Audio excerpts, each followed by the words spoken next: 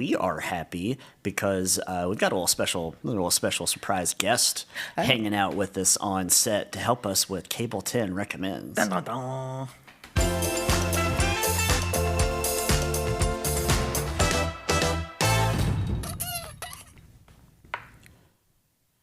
That's right. Special guest is Scott Stafford, hanging out with us, helping us recommend some stuff to the community. Good morning, Scott. Very special guest. Real quick, did you all mention that Bashir was on CNN last night? No. Did you know? No. So, real interesting, real quick. Okay, do it. It seems that they're kicking the tires on him as a possible VP for Kamala.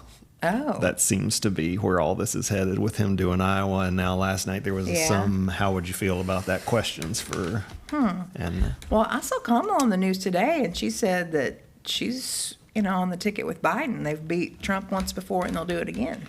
yeah, well, we'll see if that continues. I don't saying what I know. saw. I think options are open on that side, so they're feeling some things out. Anyway. Okay.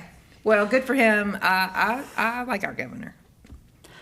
All right, first recommendation today. Brett. I'm recommending our governor. That's right. Brett has he says, my recommendation is the album that's been in constant rotation for me since its release. It says Soft Kill's Escape Forever. This band levels up with every release, so Escape Forever is their finest work to date. Recommended if you like The Smiths, Joy Division, or The Cure. Throw it on today and let the best song they've ever written, Joy is a Crime, be your sad boy summer bop for 2024. There you go. Scott, do you need some sad boy summer bops? I'll stay away. I want some happy boy summer bops. Yeah. Let's see. I'll do Zach McDonald's, and then Cathy, you can tell us about yours. Yeah. He says Outlast on Netflix. It's a competitive survival show set in the wilderness of Alaska. The 16 individuals are split up into teams of 4, and then they have to work together to withstand nature and the shenanigans of rival teams in order to win $1 million. Okay, I'm going to check it out for sure. That sounds fun. And just a little aside, Zack, did you see that the season 2 of The Mole is out? Yeah. Okay. You saw it, okay. Okay, Cathy, tell us all about your recommendation. Okay, I'm making this recommendation, and I've already made it to other people even before I was asked. And this is Rob Lowe's memoir, Stories I Only Tell My Friends. And this is from 10 years ago, and he's got another one since then. But I had to do this. It's funny, moving account of his life because he's lived it mostly in the public eye. He was a teen idol at 15, icon and founder of the Brat Pack at 20, but I think he was maybe a little younger than that. International. Yeah. Anyway, I'm not going to read all this because I just want to tell you he's from Dayton. In the 70s, his family, his mom and his brother Chad, who is also an actor, they moved to Malibu. He knew all along he wanted to be an actor. And he didn't have the support. His mom was a little weird. And his stepdad, was supportive, but, was busy. He was a doctor. And so everything he did, it was on his own because he found that he wanted to be an actor. He lived down the street from Martin Sheen, Charlie Sheen, and Emilio Estevez. They became friends. And he saw what other people were doing, and he's like, that's what I want to do. So he went and did all this stuff. He would ride the bus for 3 hours to go to auditions. And it's really good because then you hear about kind of when he does start hitting things, you hear a lot of behind-the-scenes stuff about how things happened, again, with The Outsiders. If you're a fan of The Outsiders, you've got to listen to this because it talks a lot about Francis Ford Coppola and his method of how they made that movie and how it worked out. And then again with St. Elmo's Fire.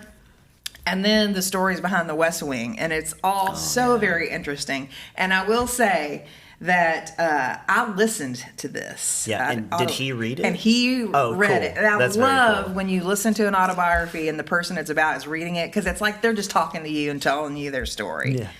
And so we listened to it in the car on the drive when we went on vacation. Yeah, cool. It was so good, y'all.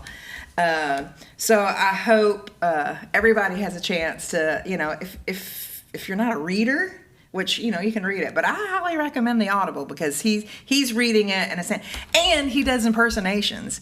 Everybody that he's friends with, he does impersonations, and he's really good at it. He talks about, when he was in The Spy Who Shagged Me and all that, Mike Myers, and he does impersonations. Yes. It is so good, y'all. You should listen to it. It's so funny. This is weird. I put on Austin Powers 2 yesterday because it's free on YouTube if you want to watch it, and it's one of my all-time favorites. But I forgot that Rob Lowe is in it. He plays the young number 2 Yeah, from the 60s. And so he does, and that that came about because he was on the golf course with Mike Myers, and he did his impersonation of Robert Wagner.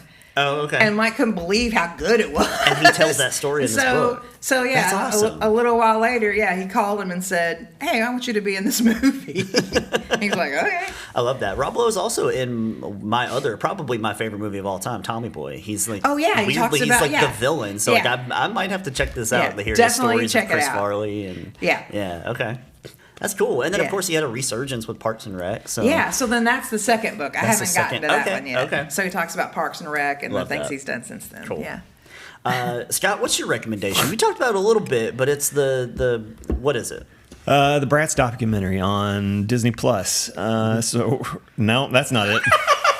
That's not it. Is that not it? No, there it is. So yeah, and just talking about how the label of the Brat Pack and that story that came out. What was it on in the New York Times? No. New Yorker. New Yorker. In the New Yorker. Anyway, it labeled that group of actors, Including Rob Lowe. Including Rob Lowe. Anyway, I would recommend it. It's not perfect by any means, and there's a couple key people from the Brat Pack that you'd like it to be in it, and they're not. They're not. And they kind of tease it, and they're still not. But and then at the end, to me, I'm kind of fascinated by just the discussion on labels and how powerful they are. And it was kind of amazing how it did affect the lives, some more than others, because they allowed it to. And that was interesting, too. Mm-hmm. I think Andrew McCarthy allowed it to affect him more than some of the others who just kind of moved past it. But yeah, you can. And that one was a powerful label, a very clever, name that, and just all of that emotional equity and everything that caused it. But anyway, I would recommend it. Also, the Beach Boys documentary. Also, we watched it in the same night, and it's great on Disney. So